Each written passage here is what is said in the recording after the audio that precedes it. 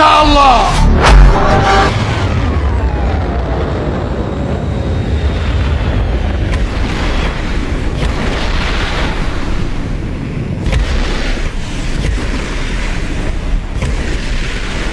সারা জীবন পশ্চিমা মিডিয়া আমাদেরকে বুঝিয়েছে ইরান হলো শিয়া, তারা নবীকে স্বীকার করে না, তারা মুসলমান না, ইত্যাদি ইত্যাদি।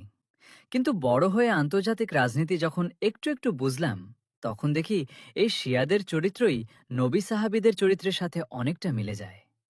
এই শিয়ারাই সারা বিশ্বে অশান্তি সৃষ্টিকারী ইসরায়েল আমেরিকার বিরুদ্ধে মেরুদণ্ড সোজা করে দাঁড়িয়ে আছে।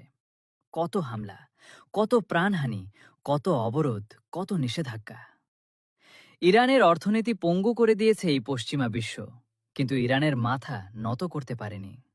অন্যদিকে যে সুন্নি সৌদি আরবকে ইসলামের ধারক বাহক হিসেবে পশ্চিমা মিডিয়া আমাদের সামনে তুলে ধরেছে, তারাই দেখছি সবচেয়ে বড় দালাল, ইহুদিদের আত্মার আত্মীয়।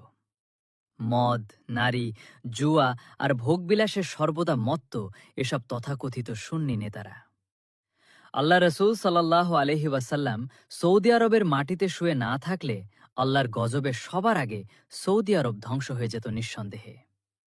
ইরান বিশ্ব মোড়লদের আধিপত্যবাদ ও সন্ত্রাসবাদের বিরুদ্ধে একাই বুক চিতিয়ে যেভাবে লড়াই করছে, এটাই তো মুসলমানের চরিত্র।